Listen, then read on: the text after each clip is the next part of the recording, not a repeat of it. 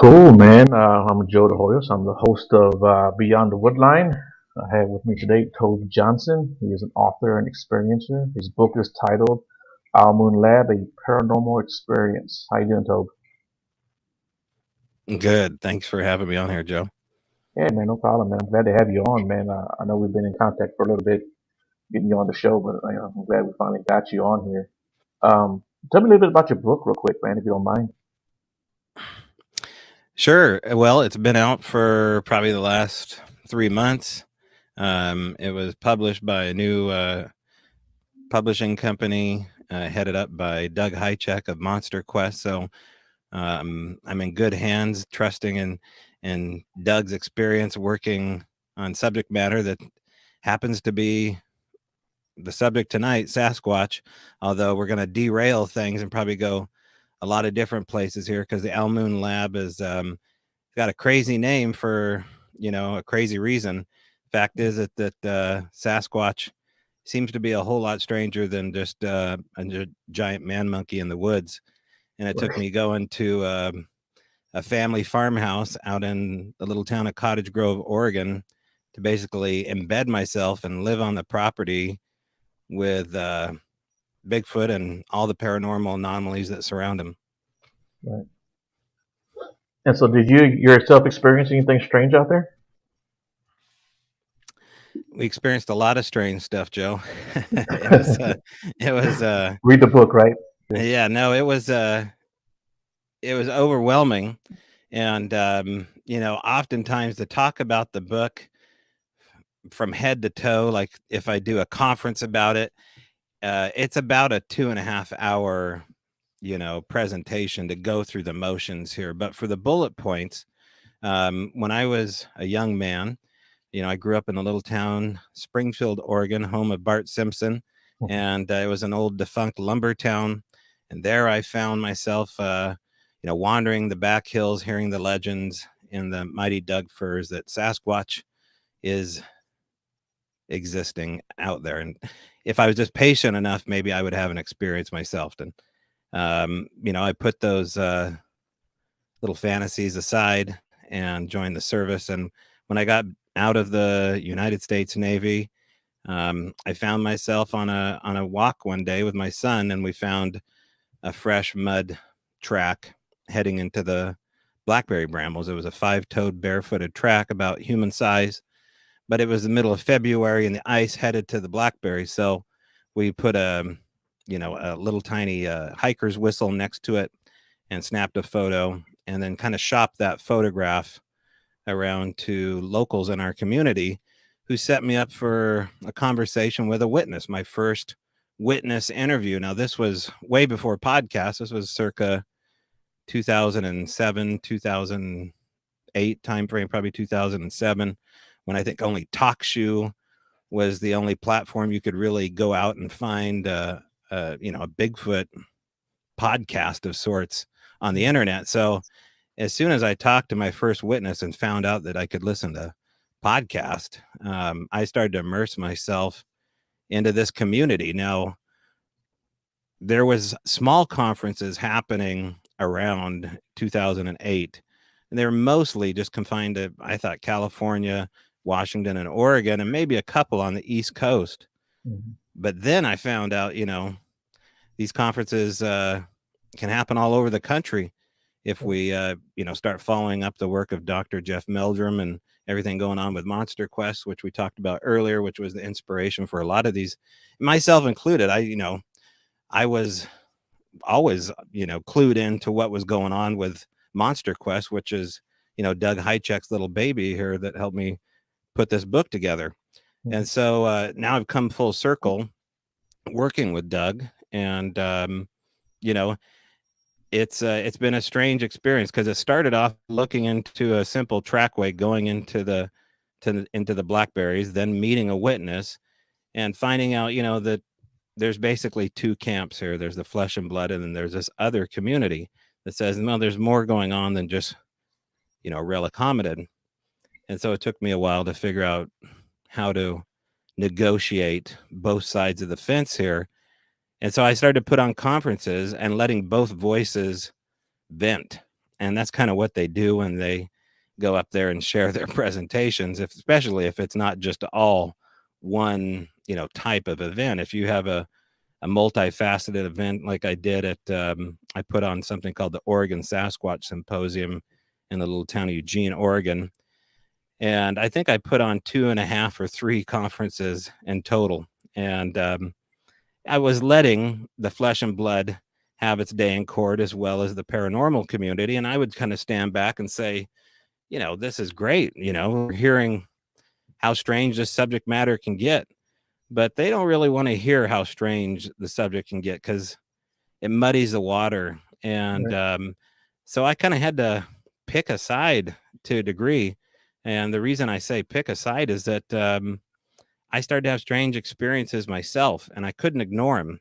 And I think that's kind of that's the trouble that we're in right now with the Bigfoot community, is that they're stuck in a rut. They really don't have more than they had 15 years ago, 20 years ago. And I think there's a good reason for it. I think it's because this subject matter is so strange, so supernaturally charged, so paranormal that it's frustrating. And there's I don't even know if we're asking the right questions at this point. And so this book, I wrote about some of these questions that I have some theories about maybe how they do some of these stranger things, but yeah, that's the quick and short of my story. Yeah, and I have to agree with you on that. It seems like no matter what group you're in, I'm talking back on Facebook groups, one side can't have a version without the trolls coming out and wanting to fight, and it can get kind of ugly. It really can, and that's one of the reasons why I started this show. And I'll admit I'm more in the flesh and blood side, but there's a lot of evidence and a lot of witnesses that you just can't discount. You can't tell somebody what they didn't experience. Well, that's not what you saw, that's not what you heard, and that's not what happened. Right. That's not fair for anyone else to jump in there and say that about someone else, especially if you weren't there to see it or not see it. And a lot of these people, they're not lying. So there there's other seems to things. be, there's a couple of different type of witnesses, and the ones that we hear about most are the roadside crossing types. And I'll just categorize them as a group of witness. That could be the deer hunter, that could be the truck driver, that could be the guy in the caboose of the train. Those are the people that have the 5-second encounters, and those are the roadside crossers. And then you have this whole other category that started showing up at these conferences. Included in that was a daughter and mother combination from the town of Ording, Washington, Autumn Williams and Sally Shepard Walford. And they both had prolonged experiences of a family group of Sasquatch at their home in Ording, Washington. And they stood by their story, to this day. And, Autumn wrote a book about it. Her mother wrote a book about it. They tried to purge it off their chest. And, my book yet? And I was like, yeah, of course, it's totally paranormal. What, are you saying that Sasquatch is supernatural? Well, she goes, well, yeah. I mean, she's talking about disappearing tracks, seeing strange lights, having family groups come to your house, strange things showing up that shouldn't show up in the house, things disappearing at a moment's notice, cloaking. All these things were mentioned in her book, and the daughter was very flesh and blood, very organized in science. These things could all be explained eventually through the scientific method. We don't need to call it magic. And so it's interesting to have them as a friend, a next door neighbor, and basically my first influence of how this infighting maybe can work between pulling off these conferences. Yeah, you can have these conversations with flesh and blood and the supernatural, but it needs to be, it needs to be a mutual respect for time, as far as the speakers, how much time you give them and the feedback, because there are super valid points on both sides of the fence. In my case, I don't have the luxury to go back anymore. Once you go down the rabbit hole, you can't go back. I've only met one person And I interviewed the guy that went down the rabbit hole and came back up and said, nah, the rabbit hole doesn't exist. And what I mean by that is that he had supernatural experiences at his house and then basically revoked them all and said, no, I just I guess I don't have the scientific methodology enough to explain it. So therefore, what happened to me didn't exist, didn't happen that way. Even though there's other witnesses, wife, kids, it didn't matter. So out of, well, damn near 17 years, and by this time, at least hundreds, if not thousands of witnesses that have told me that they've had supernatural experiences, I've only had one person say, no, it didn't happen that way. I take it back. So that's an anomaly, in my opinion. I go with the other 99%, including myself and the Adams family, which are presented in this book here, Al Moon Lab. And the way that it got this name, the Al Moon Lab, was I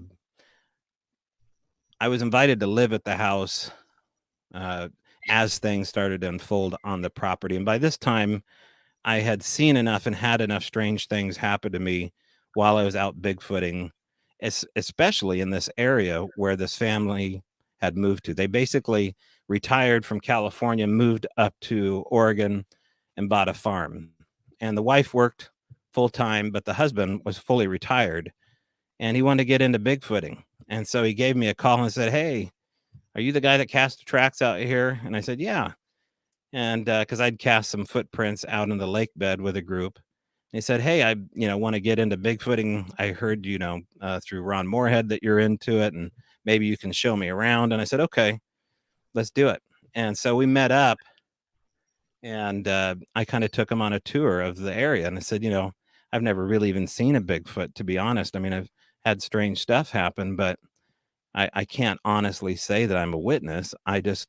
There's too much other corroborating evidence besides the tracks and all this other strange occurrence that happens when you find a track for me to say this isn't at least a really cool mystery that I want to be involved with. And so he said, "That's fine. I think they're flesh and blood, but let's just drive up the backside of my property here." And it was, hundreds of acres of forested land, BLM land.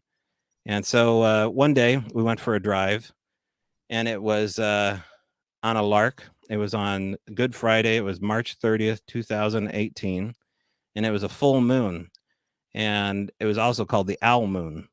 So the owl moon was rising up in the sky, and that night, right before the sun went down, we found what looked like two muddy knee impressions on the side of the road. And it was those knee impressions that really started our story. Now, I'd seen other footprints. I've seen other, interesting castings along the way. Other than handprints and footprints, there's a whole body attached to Bigfoot, including that are hairy knees.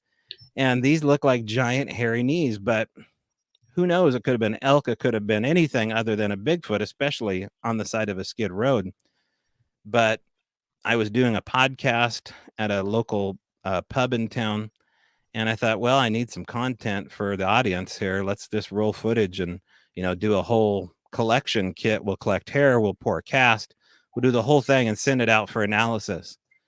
And that was as far as our brains went with it. We knew that they were giant hairy knees, and that's all we really knew. Mm-hmm. But as we were casting the tracks, and then we pulled the tracks, we saw the size of them, and then we heard howls in the background that did not sound like the traditional coyote. And given the area we were in, the sightings, I thought, well, this might actually be something. So we sent the hair up to Canada to have it analyzed by a gal named Cindy Dosen, who works with the Olympic Project, which is a Bigfoot organization out here in the Olympic Peninsula. And I'd never worked with Cindy before, but we gave her 1.5 hairs to look at microscopically. And she said, the hairs that have come off of this knee, I've seen the video. I know that you've extracted them the best way you could with your redneck toolkit that you got from the Dollar General. And they're not going to be good for DNA, but microscopically, here's a report. And, we're in front of a live audience with her on Zoom as she's giving this report in this little bar in Cottage Grove, Oregon. And she goes, the hair that you gave me is anomalous. It is not part of any data bank that we have on any known animal. It's not off of a deer, an ungulate. It's not off of a cow, moose, anything. And it's definitely, human-like, but it's not human. And so she goes through the whole list of reasons. And so those knees and that hair analysis report really started this whole book. Without really finding those knees, I don't know if I would have invested as much time into Bigfoot, because I just come off a divorce. I was kind of beaten down as a guy at the time, and I was working full time. But when she told us that those hairs came back as being likely Sasquatch, in her opinion, that matched only the 7th hair that matched for a Bigfoot hair out of several hundred, she basically gave me the permission slip to go back into Bigfooting, which I'd kind of taken a rain check from the phenomena and only tangentially followed up on it. Mainly listening to podcasts as a truck driver is what I was doing. But so as soon as we cast those knees, we brought them down to Daryl's property, and I moved in. And I basically became a full-time researcher trying to figure out if these knees belong to Bigfoot. And so we got our answers immediately when we started finding Bigfoot evidence at the property, as though Bigfoot was coming down to let us know that the knees belong to a relative of theirs. And, oh, by the way, these are giant greasy handprints all over the house. Underneath the door eaves of the garage, we'd find giant greasy handprints, as though something was hiding. I don't know how something that big could ever hide. Greasy handprints on the back of the bed of the pickup truck. And I'm not talking just greasy handprints, but 3 times the size of my hand as far as the width of the finger, and to see the flexibility and where the thumb placement was.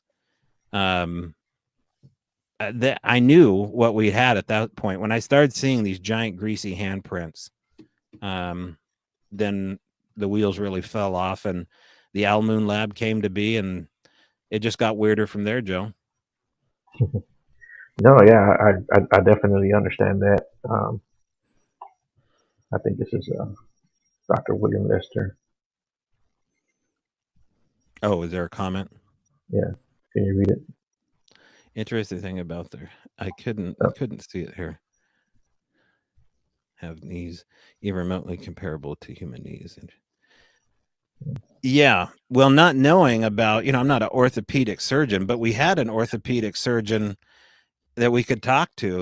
It just so happened that Daryl had a knee replacement the year before, and so he ended up taking photographs because the knees were huge, 50-pound bag of plaster, and so he took the photograph with his hand next to the knees and showed the orthopedic surgeon, and the guy's jaw dropped, and he said, these are human knees, but what is your small hand doing next to these giant knees? I don't understand. And then we had Scott Taylor, who used to work for Boeing as an engineer up here in Washington, who's a BFRO researcher, and he did some weight analysis for us and compared my weight distribution, which is how you have to do this, right? To figure out how big something is, if you can find the same substrate and make an impression, you should come back with a number that tells you how big the subject was compared to you. So we came back with 1,400 pounds. And it was 1,400 to, I think he even said 1,500. It came down, just to be generous, to 1,400 pounds. And so here we had the hair analysis. We had 1,400 pounds, and then we had the orthopedic surgeon. And then the handprints started showing up. Okay, then the sounds started happening at this property. Now, you have to picture, I'm in a 16-foot camper. I've got my Jeep and my boat there. Those are my worldly possessions, all parked in this gravel yard in front of this farmhouse with this giant metal shop with 2, automatic doors that roll up on the front of it. And so, when I'd go to work, you'd hear my gravel crunch underneath the wheels of my Jeep, and away I would go. But what we would do is we'd leave a recorder going. We'd leave a parabolic in the backyard and a recorder on my camper. And we did that for 1,400 hours, worth of audio. By the time this story was told, I think we had close to 1,500 hours. And so I would comb through audio as soon as I'd get through work, and inevitably we would hear what sounded like rocks being thrown. Mhm. The only thing is it never landed in the gravel. You'd hear the initial tap or hit sound of something, maybe hitting my camper, maybe hitting the shop or hitting my boat, but you would never hear that consequential sound of a rock tumbling back onto the gravel, which these very sensitive Tascam DRO5 stereo microphone or a dictaphone. And that was troubling because you should hear, it's not just something throwing rocks. So you have to kind of eliminate hoaxing at that point, because I don't know anything that can just reach out and walk up to gravel and hit it really hard without a reflexive sound afterwards. So why didn't we deploy cameras? Well, we did. I had a FLIR 1 camera that I hooked up to my iPhone, and I would stick it like a periscope out of a submarine through the vent in my trailer and point it towards the tree line. And then Daryl had a couple of game cameras, and he'd hung those in the front yard. And we get strange stuff, man. I mean, one time we got what looked like a hairy breastplate that leaned up against the IR of his game camera, and the temperature immediately spikes 7 degrees up as soon as this hairy, what looks like nipple, presses up against the IR camera. Can't prove what it was, but that was only the beginning. One time we went to check our FLIR after we did by then Daryl's totally invested. Him and I are becoming close friends. He's retired, and he's hearing all these, 15 years worth of strange Bigfoot stories I'm telling him as we're doing these night walks from his farmhouse down this Warehouser road. And one night we get back to check whether or not my FLIR had caught anything while we had left, because we heard a whoop, and the whoop sounded like it was in his front yard. But he did have a crazy neighbor, and I thought, well, maybe it's that crazy neighbor playing with us. He knows that we're, Bigfooters. But the crazy neighbor even had strange stories. So we get back and check the FLIR, and as I'm pulling the FLIR down from the vent inside the trailer, we hear, now it's dark, but less than 2 feet from the backside of Daryl, who's only 2 feet away from me, running full speed is a 1,000-pound man running through the gravel. And he is running right past Daryl, and he runs into the tree line and jumps. Now, we never saw anything, and I had a FLIR camera in my hand. It never even went that direction, because when you hear 1,000-pound man, I assume man, run behind you, the last thing you're going to do is aim your FLIR at it unless it's accidental. It's just, there's too much adrenaline pumping through your veins. Your mind isn't thinking that way. You got to be like a Navy SEAL type to pull that off. And it happened so quick. So we knew it wasn't the crazy neighbor, because he's not jumping into the blackberry bushes, and it was literally less than 4 feet away from us. And I don't care how dark it is, you're going to see something run, maybe, I think it was about 75 yards into the tree line. It's just, you're not going to miss that. And so the evidence keeps piling up, right? Keeps piling up. And Daryl's wife, who's a bit of a skeptic, eventually the evidence keeps piling up with her. So now I've got 2 witnesses. I know I'm not nuts, and I know that the audio we're getting is really good.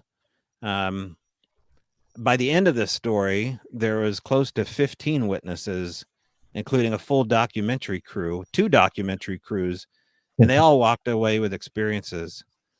The story gets much stranger along the way, and I put it all inside the book here in a way that people can access it through Oh, nice. QR codes. So as they read along, since there's so much audio, there's so much video, and so much documentation, they can just take their phone, scan the QR code to the associated chapter, and it will take them immediately to the video that we shot that day or that night. Oh, nice. Yeah, that's pretty cool. I like that. And so, how can people get your book if they're interested?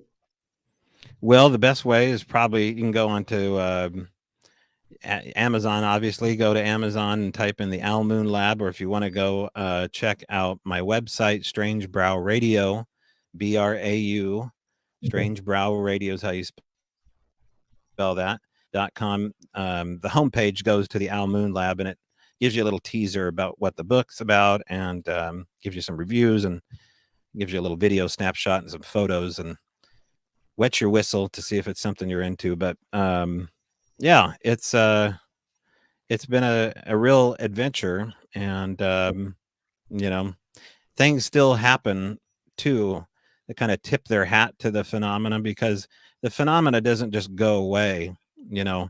It follows you from residence to residence. It seems to have an appreciation for individuals, but it kind of has a half-life to it. Like, it wanes over time, I've found. And so less and less things happen at this property that are associated with the property in Oregon. But after I moved away, there was still little things, little reminders like, oh, we know who you are, as if to say, and who am I to say, but as if to say Bigfoot, can communicate at a distance with another group, kind of like a hive, and that hive mind communicates back and forth. And we would see strange objects that I was very familiar with in Oregon start to show up here on the porch. And that happened on a couple occasions. Yeah, you see that kind of stuff just really fascinates me. That's why I say, even though I'm still in the flesh and blood group, my mind is a little bit more open to other possibilities, and a lot of that stuff, we talked off the air right before we came on the air. A lot of that is because of what's happened the last couple of months to me, or oh yeah, so, and you have a connection. Okay, there you go. That's what Lupe said. You have a connection. I know the name Lupe. Yeah, I think Lupe's been around a bit. Hello, Lupe. Yeah, he's one of my best friends. Yeah. Yeah, he's a good buddy of mine. He even calls me pendejo from time to time. So, but so like some family members of mine, I think it was maybe earlier this year, like in January or February, we were out, having some drinks, and he watches the show, and he's like, my grandpa had Bigfoot on the property. And I said, oh really? And he said, yeah. He goes, man, them things disappear. I'm like, yeah, they're the forest ninjas. They're gonna disappear on you, man. He goes, no, I mean they disappeared. They vanished right in front of you. I'm like, what the hell are you talking about? And he's like, yeah, there was like 20 of them out there. His other cousins and a couple of uncles or whatever. They were swimming. There's a river that runs right to the property, and they would swim in the river. And he said it would come out of the woods and watch them when they were swimming. He said one day we decided, hey, let's go follow this damn thing. So they rushed out of the river, and they ran towards it. And when they started running towards it, it turned around and started walking through the woods. He said when you get so far into the woods, it's actually like a big clearing, where you get to the next set of woods, the next whatever you want to call it. He said when they got to the clearing and he started walking through the clearing, he said it just disappeared. Right. Right in front of him. Yeah. So I was like, this is like in front of 20 people. Yeah. So was it a mass hallucination? It's more common than people like to admit. And the single track way, and by that I assume that there's probably more tracks that you don't see because of whatever they can do. Maybe they're in a vibrational state, maybe they disappear completely. But the single track or the single print in the snow is another one where you're walking through the snowbank, and all of a sudden you just see a single footprint. It's usually a size 15 or 18 or something like that, just sitting there in the fresh snow or maybe in the mud or something like that, as though they dropped a business card off and said, hey, we were here, without the trackway, or the trackway that just suddenly ends Right. and just stops. And then what are the excuses for that? Well, they can either, walk backwards, I guess, so delicately that they leave their friction ridges in the exact same spot as they walk backwards, so they don't mix up. I mean, I've heard all sorts of excuses of Right. why trackways just suddenly end. At the Al Moon Lab, we would see trackways that actually penetrated into the hard pan of the gravel, Mhm. which, that's one of the stranger aspects of the story that I bring up time to time is when you see a trackway in the mud that cuts down at a 90-degree angle. Because when you step into the forest out here in the Pacific Northwest, it's like stepping on a sponge. Everything folds out as you press down. And weight distributes outwards, kind of like a parabolic shape. But when you see one that goes vertically down and then has a hard right turn, and it cuts down into the earth, and it just does it once or twice in a step, and you can't do it with your boot. Right. I mean, we have video in this book of us trying to duplicate with our hiking boots as hard as we can to step down to make a print like that. Right. And it's just so strange to see something like that firsthand and know that it can't be duplicated by a man alone. I mean, it would take some kind of implement to pull that off. But then when you see it in gravel and you see something penetrate through the gravel bed and push the rocks down into the hard pan, and it's only like a size 14 size in that case, and they're just sitting there in the gravel right in front of your trailer as though something is mocking you. Like, I was standing right here while you were sleeping, man, and I left these tracks in the gravel for you on your way to work.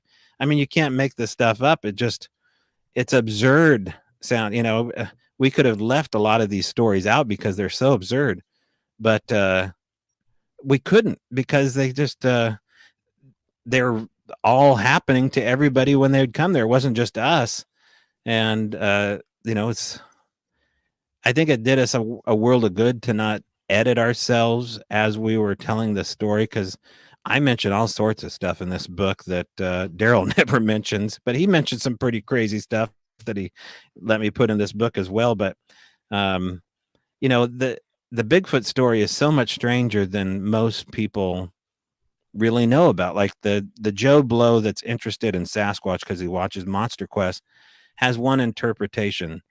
That Todd Disotell is the king of all DNA, and Jeff Meldrum has only told you, the absolute utmost truth about the subject matter, and that all of these museums across the U.S. that appreciate the relic hominid hypothesis, that's it. That's how cool this mystery is.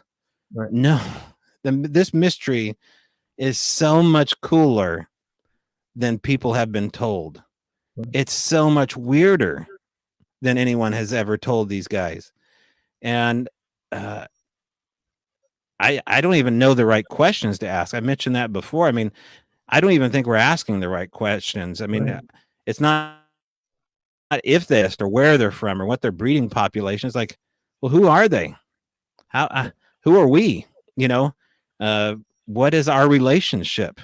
Have we coexisted before in a different way? And with the pandemic going on right now, it seems like an awkward question to ask, because there's unemployed people, getting kicked out of Boeing. There's nurses looking for food at the grocery store right now. Unemployment rates are skyrocketing. People are sick. And to talk about Bigfoot seems a little bit strange. But these questions still need to be asked, because the phenomena still refuses to go away. I mean, the UFO phenomena is not going away. We just had another Pentagon official talk about a new task force beyond the UAP task force that Luis Elizondo was a part of. There's another one burgeoning as well. So The UFO stuff is still happening. I don't know if it'll ever happen in the same way with Sasquatch. The phenomena is incredibly linked together, because seeing UFOs in the proximity of where Bigfoot is the first thing that happens to a Bigfooter. Mm-hmm. So why haven't you been told that? Well, I don't know, because I think it's so cool that you see these forest lights when you're out Bigfooting. So are they swamp gas? No. Are they ball lightning? No. Are they a guy with a headlamp? No. Do they happen to most Bigfoot researchers? Yes. I think they happen probably at this point. It happens to 95% of the Bigfoot researchers within the first couple years of hardcore Sasquatching looking at Bigfoot reports. If you're going out like I was every other weekend or every weekend, a couple times a week, following up on cases, you're going to see these lights because they're totally linked to the phenomena. So much so that I would say when you see an orb in the forest, Bigfoot is very close. Right. In fact, our Bigfoot's the orb. I don't know, because the rock throwing that happens after you see a light, or the wood knocks that happen after you see a light, or the sightings that happen after you see a light. And these lights are just unexplainable. They're not just lights in the woods. It's like seeing a deep sea creature. You know how they have the bioluminescence? It looks like that. It looks like a deep sea. I'm not explaining this well. If you took a glow stick and you kind of had half of the light show in a glow stick, and it had that soft glow around it, and it can be any color: white, green, red, blue, any size. Most of the ones that I've seen, though, are flashes of light. Would almost look like somebody out with a Zippo lighter hiding in the woods, and it just looks like a camera burst. But then you have these other ones that are like these balls of light that look like, the one we saw at the Al Moon Lab, it looked like a volleyball, a milky white volleyball rolling down the creek bed and then dissipated in the middle of the logging road.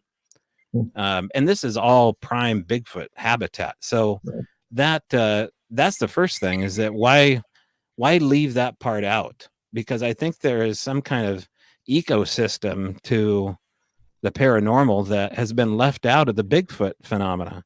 And so I didn't leave any of it out of the Al Moon Lab.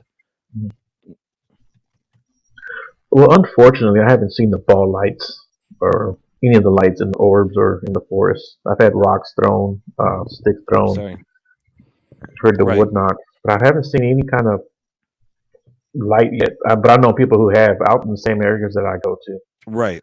So maybe and I go out quite a bit. I was out there Friday night, Saturday night, Saturday night. I was out there Saturday night. Me and my buddy Walter were out there, and asked to see one. Yeah, there's an intelligence behind what we're talking about, and it's listening. There's so many stories that I could tell you where the phenomena listens to what's going on.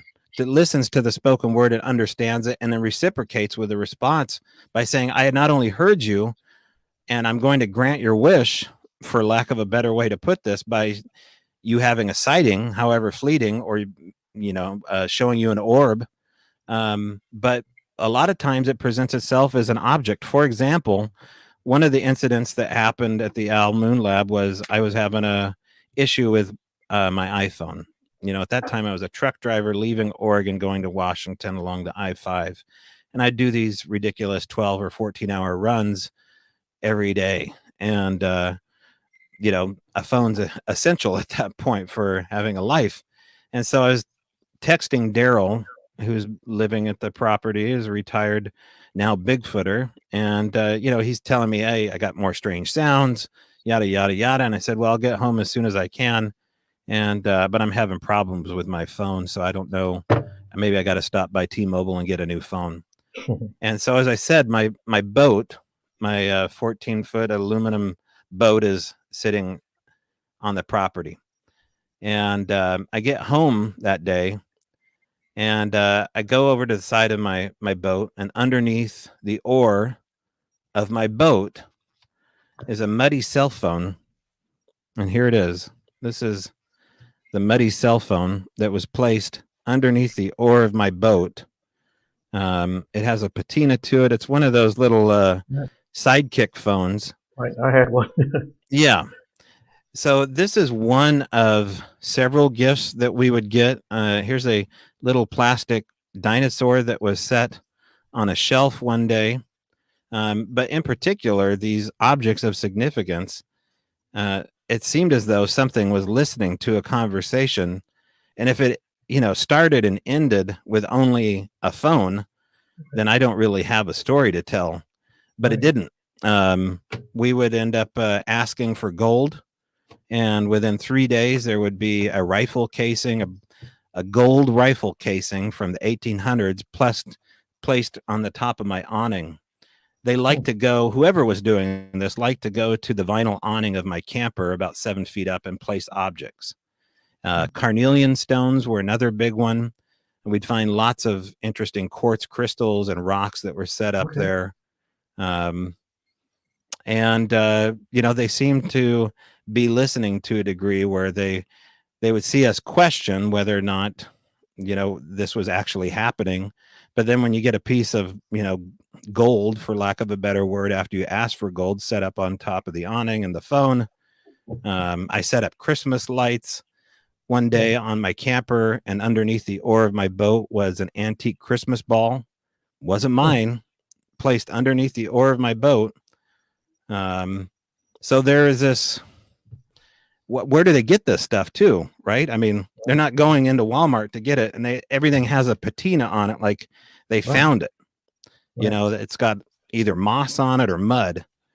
And so there's some kind of Bigfoot goodwill, I assume, that they house all this stuff. Yeah. And I've heard stuff like that, where people talk about stuff showing up just out of the blue, or even something that they may have dropped in the forest and they thought they lost it, and it shows up at the campsite, things like that. So yeah, something's doing it, and if it's a Bigfoot or not, I guess if you don't see it dropping it off and knocking on your door like Amazon, and you Right. can't say that's what it is. But Yeah. it's I mean, something the that, thing is, when you have a recorder set out too, you should hear, especially if it's a hoaxer, eventually that hoaxer is going to screw up, and in the gravel, you're going to hear them walking, right, and they're not going to know where the recorder is or the camera is, because we were moving stuff around.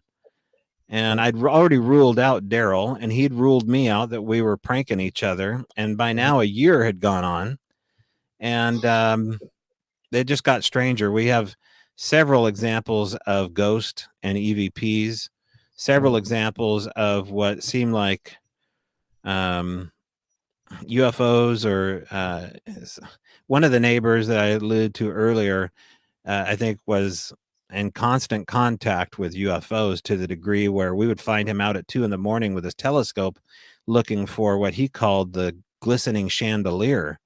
And he said, this thing comes down and it swings around and opens up and dilates like an eyeball, but a glistening chandelier, and it swings around the forest.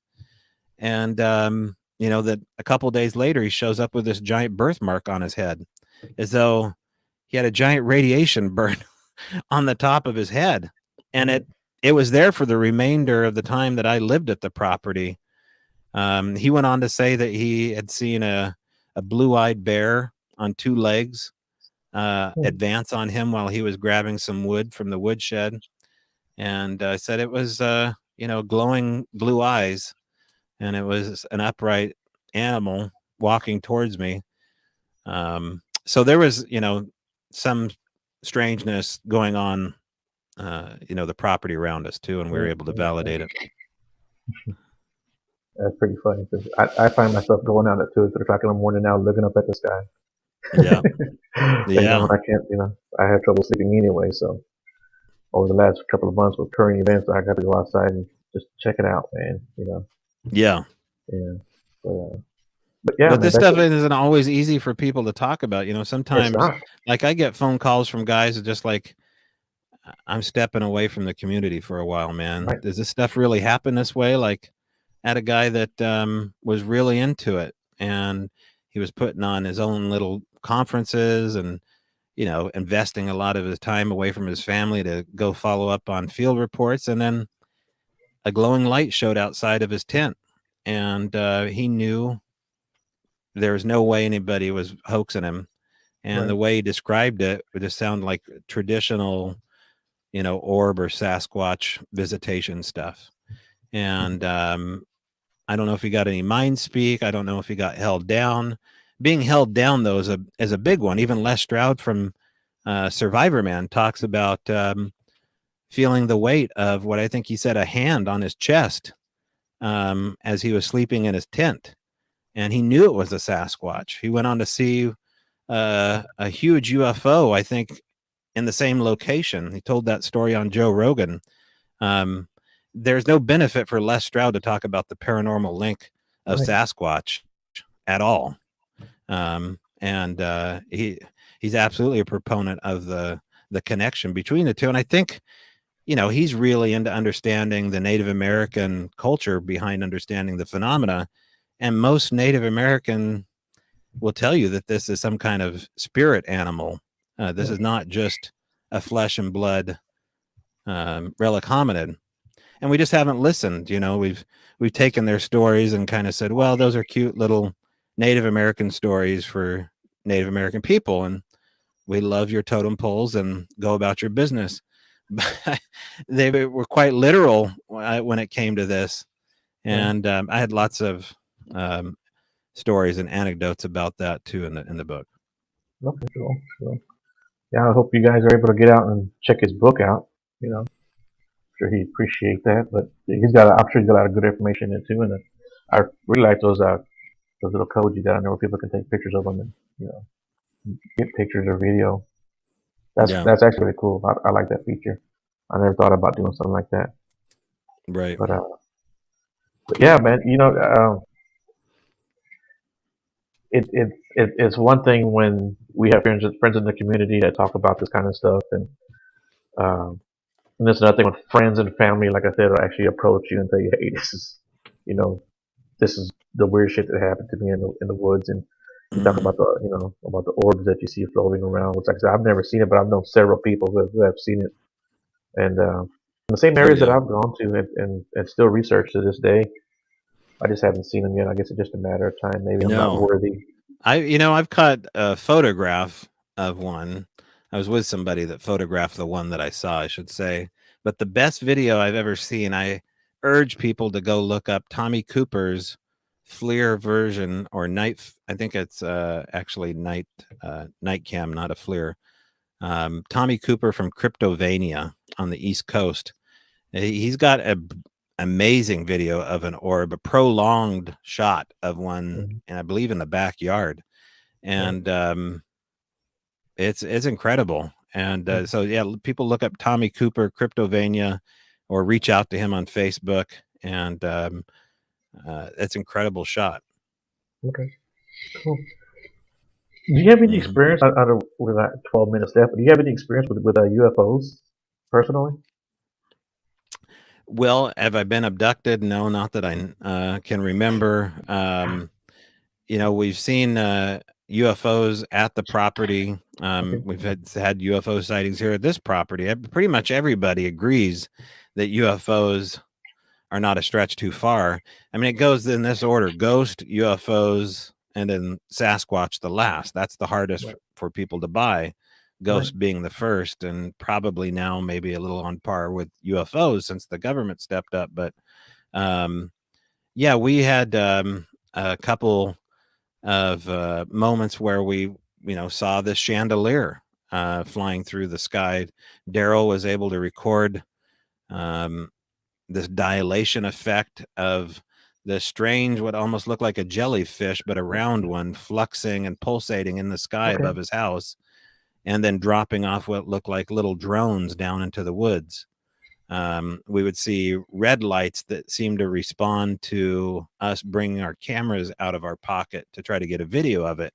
And then it would either, on one occasion, it totally zapped Daryl's phone, and his phone turned off or died, or the battery drained. And And then, of course, do you call orbs UFOs? Yeah, I guess you do, because they're flying. Right. They're not on the ground. They're, in one case, one of the witnesses was a guy named Mark Parker, who is a total aper, a bow hunter from a nearby town that we took in. Daryl brought him to the property, and they ended up seeing a red ball of light going on like a clothes hanger through the trees, and Okay. ended up seeing a Sasquatch relatively soon after that on his thermal night scope. So there was UFO stuff happening all the time. In fact, I think in the book is a video of what looks like a Tic Tac shaped UFO gliding over the house, broad daylight. It looks like a propane tank just gliding Yeah, effortlessly through the blue sky. that's pretty good. I've heard that the jellyfish looking one. I don't know if you Hmm. call it the chandelier also, but yeah, I haven't seen it, but I've heard of the jellyfish looking one. Right. Um, in that dream I had that I told you about, for a brief second I saw these big like tentacles come out, but yeah, Oh wow. yeah, Yeah, just I for a could brief second. imagine Yeah, that would freak a guy out. yeah, and, yeah. That was a crazy dream, but Yeah, we never had any MIB show up. I mean, that's the one. There was one of the first moments we had is where we found a strange shoe print, but we could never figure out whose shoe print we saw on the property. But we never had actual Men in Black stuff yeah, happen out at the property. We were waiting for it. It would have been the final cool thing to happen. It's just yeah, like, oh my gosh, everything got confiscated by the MIBs, right, but it never happened. And we had our electronics tampered with, but I think that was all Bigfoot stuff. right, They have a way of doing that, and I get mhm, into that in the book. Very strange how that sounds and looks when it happens. And but seeing grays or little green men, that never happened. But we did find some very strange handprints, and if people look at the cover of the book, there's this purple handprint at the bottom, okay, and we talk about what that purple handprint is in the book. And it just the quick and short of it is that we found these four-fingered tiny childlike handprints in the house that did not belong there, and they were in the very house, strange looking. Yeah, they were actually in the bedroom, a guest bedroom, pressed up against the door, and they were, super tiny, almost looked like little tiny rubber hands that pressed up against the door, and it was this milky white substance, which, you know, it kind of looked like, I don't know what ectoplasm looks like, man, but mhm, we might have had something like that happen in the house. It's hard not to think of aliens or something crazy like that, but those handprints did not belong in this house, and we know that we were getting EVPs out of that bedroom because we got an mhm. EVP of a little child's voice saying, "I'm dead." Light bulbs would Really? explode in this bedroom, and the glass would only land in certain areas after it exploded. I mean, Hmm. this is a really strange property beyond Bigfoot. And, is it all connected? I don't know. But I tend to think a lot of it might be. You showed me that print, and it reminded me of this print. It's on my phone, so I don't know if you can see it or not, but it was on the side What? of my truck. Oh, can you put it closer? Oh, your phone Yeah. died. Oh, I see. Yeah. I see that there. Almost looks like it's a handprint on your truck. Yeah, yeah. That Wow. was after a night of Bigfooting, but it doesn't look like a typical handprint. It looks like three fingers. And Yeah, it does. It and looks very and strange. right, yeah, yeah. Yeah. And so this is the So, first time I've ever shown that, but yeah. so, well, only one other person's seen it, but that's the first time I've ever shown that picture to anyone. So whoever Right. watches this podcast will see. But yeah, that was a strange print I found on my truck, and it was I should right mention after. I should mention too in closing that there is a documentary that I'm co-producing called Flash of Beauty. It comes Okay. out in February, March of 2022 globally. It's going to be a game changer documentary. It's going to look at the world of the flesh and blood and Okay. look at the stranger side of Sasquatch. And there's some stuff that happened on camera at the Al Moon Lab that is going to be amazing for people to see. But beyond that, there's some witnesses that have never talked about Bigfoot before, ever. I mean, we have psychologists that are being interviewed that are talking about what this does to people emotionally long term, to have a paranormal encounter, to see something unexplained like this. Right. Military witnesses that are involved with this, active duty in some cases. Right. And it's a beautifully shot documentary. It's called Flash of Beauty. Comes out February, March of 2022. So people keep an eye out for that. Cool, man. Yeah. That print was like 2 3 days after the experience I told you about. After, yeah. Oh, So I gotcha. don't know. I don't know if they were connected or not, but It could and I be. don't even know what kind of print that was, but it definitely like it had 3 fingers in the palm. So it was very I don't strange. know. There's well, if you follow up on the work of this guy here, Daryl Sims, he's known as the alien hunter, Okay. and he talks a lot about three-fingered and four-fingered fingerprints on abductees. Hmm. And I would maybe check out his book. Daryl Sims is his name. Cool, man. Yeah. Well, cool. Well, we're running up on our hour again, man. Tell everybody about your book one more time. You want to show it and tell them where they can find it.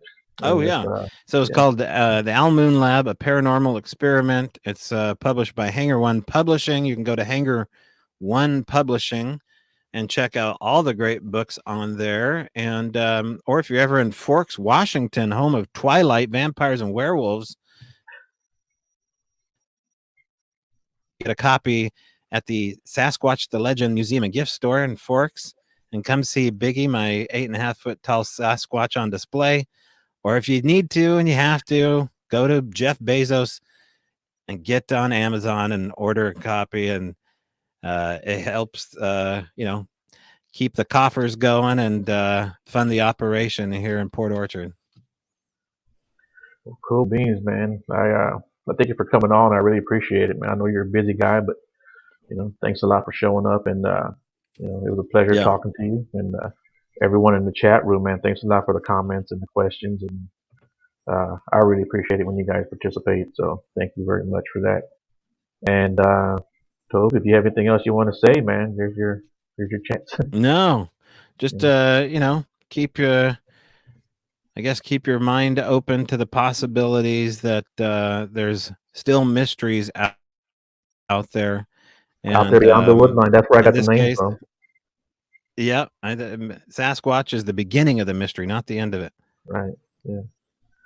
Well, cool beans, man. I guess we'll end it here. And like I said, thanks a lot for showing up, man. And I You can't bet. thank you enough. And I really appreciate it. Nice to meet you, Joe. Nice to meet Yeah, everybody yeah, else in man. the If chat.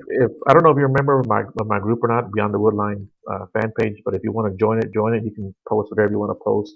Share whatever you want to Okay. share. You know. Yeah, I'll do that. Yeah, cool, man. All right. Thank you Thank too. I you. don't know who you are, Facebook user. All right, guys. Y'all have a good night.